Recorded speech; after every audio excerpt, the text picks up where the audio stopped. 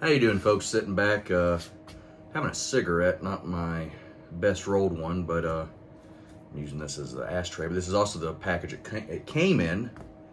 All my pipe tobacco and stuff I jar up so it'll age and won't dry out. But this is Old Joe Krantz. It's by Cornell and Deal.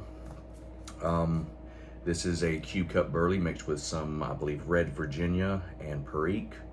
Although that's not why we're here. I know I've been saying I'll review some tobacco, mainly pipe tobacco and pipes eventually, but I don't know when I'm going to start that. I don't know. I got so much beer in the fridge. I feel like I need to get that out of the way first. But I don't know about you, but one of my favorite beers is Guinness Extra Stout. I don't care for the regular Guinness. It's a little watery, although I need to review it at some point. And I'm pretty sure I've already reviewed the Extra Stout. So I figured, why not review something a little different? Since it is getting warm, why not review their lager? I've never had this before, although I like the way the can looks. This is, I'm pretty sure, a pint. No, they can't even give you a full pint. 14.9 fluid ounces. At that point, just save me $1 and just give me like a 12 ounce. Even though the serving size on this and like all the info is based off 12 ounces, so that makes no sense. But this, no, cigarette went out.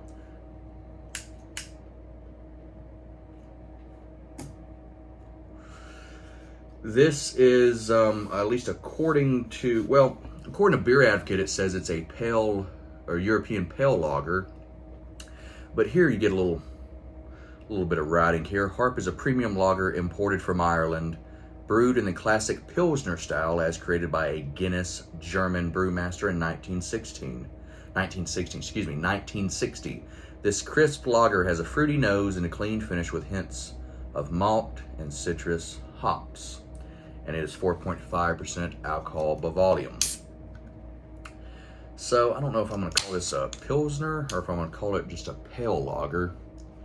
I'm going to go ahead and pour it into this nice little wine glass. Because like I said in my last video, something about a pale lager in a glass like this just always looks good.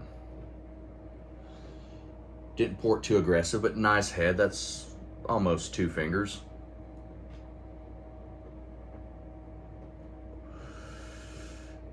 Similar to the last beer, which was a Kolsch. It's light, I'd say light gold, more of a white head, and I can see through this. That's a beautiful looking beer. Let's take a whiff real quick. Maybe it's because I'm smoking a cigarette right now, but I can't smell a whole lot of anything. I mean,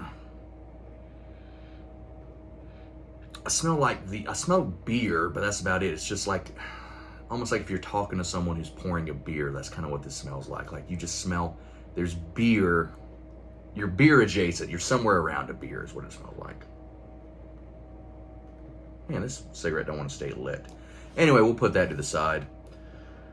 Let's take a swaller.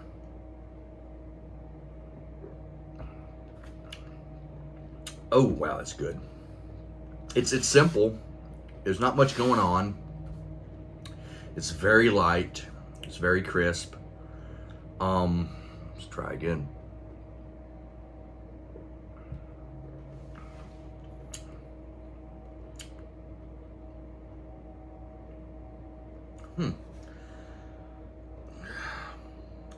I'm actually not really getting any flavor, but it's weird. I reviewed that Port Royal Export and complained that there wasn't much flavor there, but I did get like an off note. I think Louisiana Beer Reviews, he did a review like 10 years ago and said that he got like a wet cardboard note, and I got that as well. I don't know if I mentioned that in the video, but this similar has very little flavor, but it's not, I don't know, it's not dirty. That had a dirty note to it. This doesn't taste dirty. This is just crisp and refreshing. Excuse me. Typically I would probably piss all over this, or not take a shit all over this, excuse me, but I guess that's the phrase I was looking for. But I like it. It's light. Like I said, it's light. There's not much going on, but for a hot summer day kind of beer, this I guess is exactly what I'm looking for. Although, you know, when I say hot, that's all relative. It's only 80 degrees outside.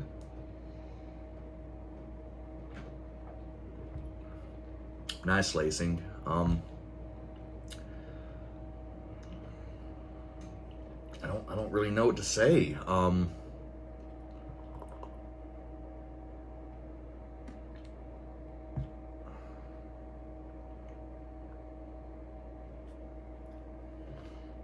I mean, you get like basic white bread. I get maybe a very slight, like maybe an herbal note. I can feel like there's a little bit of hops. I can feel it on the side of my tongue, similar to the Kolsch. Not as hoppy. There is a little bit of a,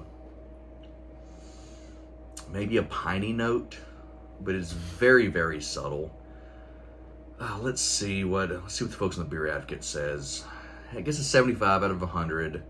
Average rating is a 3.25 out of 5. Let's see. This dude gives it a 3.99. As far as taste, he says grainy, sweet malt, open, finished with spicy hops with a note of green hops and honey malt. Mild bitterness dries nicely on the back. I agree. It's a mild bitterness, and it has a somewhat dry finish. After I swallow it, it's not hanging around. It's not sticking to my tongue. He does mention a medium-high carbonation. I'd go back closer to a medium. Light body, but not thin.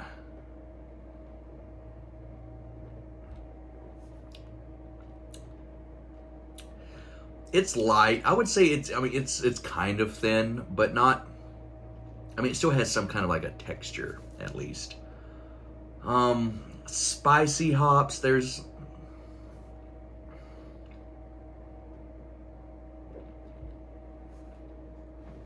yeah, there's a little bit of a spice on there, but, not much. Like, you can feel it on the tongue, but that's about it.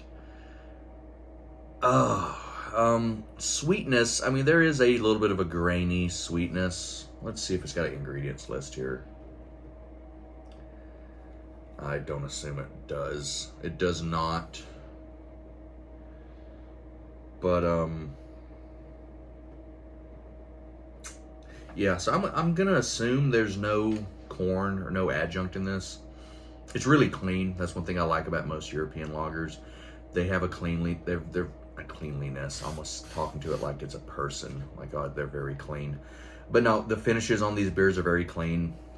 Most European lagers are. There's no, like, I've drank some American beer, and it's kind of fine, but, you know, you let it warm up for a sec, or you just kind of, you drink enough of it, and it just gets sticky, and it gets sickly sweet, or there's some kind of off note. Like, some beers have, like, what they call, I think it's DMS.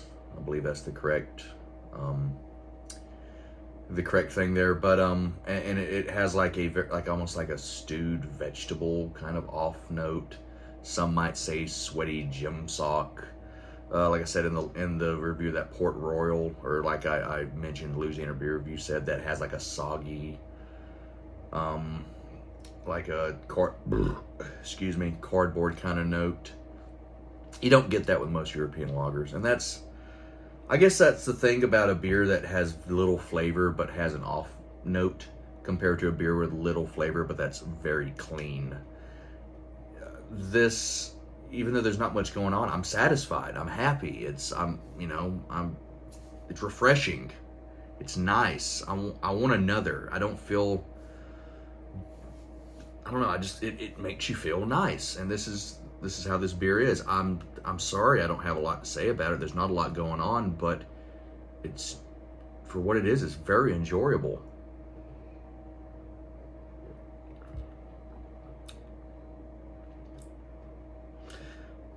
Yeah, I guess light, sweet maltiness with a very slight spicy note. It's honestly, I just got done doing the Kolsch review, and I feel bad because I'm saying kind of the same things about this beer, although that beer had more flavor. I'll go ahead and say that. That got a 9 out of 10.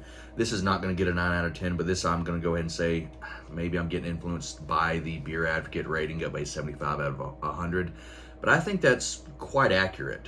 A lot of times Beer Advocate will give a rating, especially for American beers, and it's like, oh, this is a 20 out of 100. This is a terrible beer.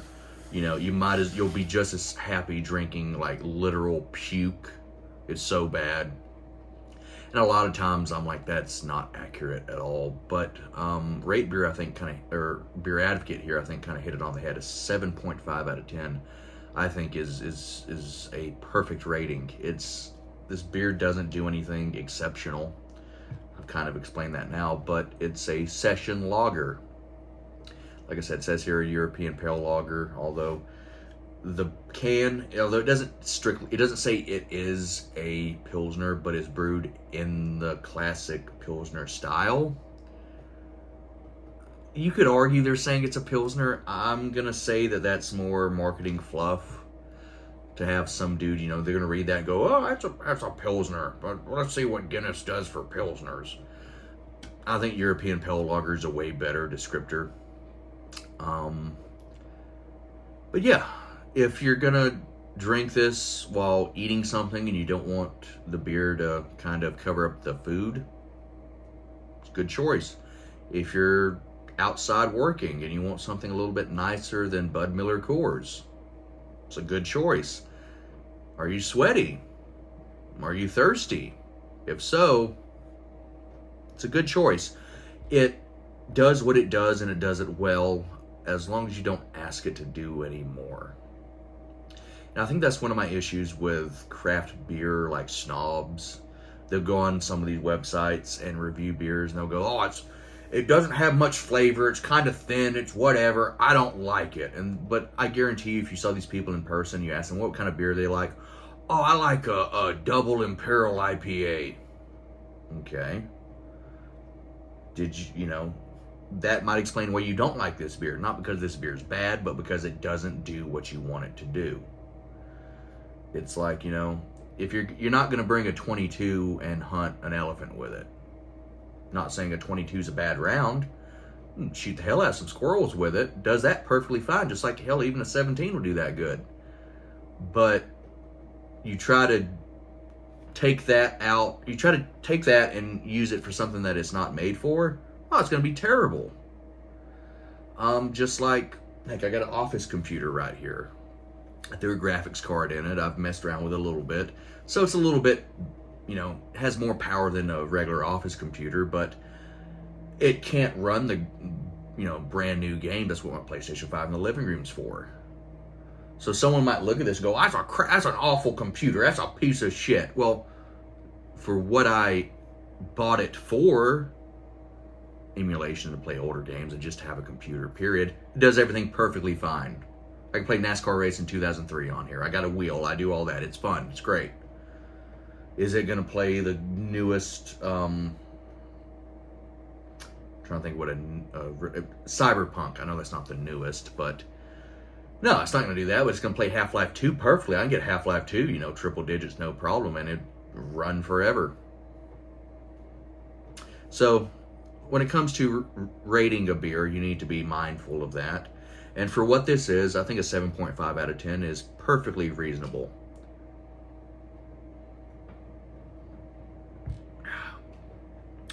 That is a chuggable beer. I guess to compare it to other beers of the style, or something similar, as in like a European pale lager, I think Stella Artois might be a decent comparison. Not saying this is just like Stella Artois, but for the style, I would say both are European pale lagers. Both are easy drinking. I would prefer this over a Stella, although I like Stella as well. I got a feeling Stella might be a little cheaper too, so that might be something to be mindful of. But yeah, think of it like that. Don't put it into some kind of box that's not meant to fit in. So anyway, 7.5 out of 10. Like, rate, subscribe if you care to. If you don't, oh well, I'm still going to be making videos as an excuse to try different beers and drink beer on camera, I guess, and just as an excuse to ramble. Anyway, have a good day or a good night and a pleasant tomorrow.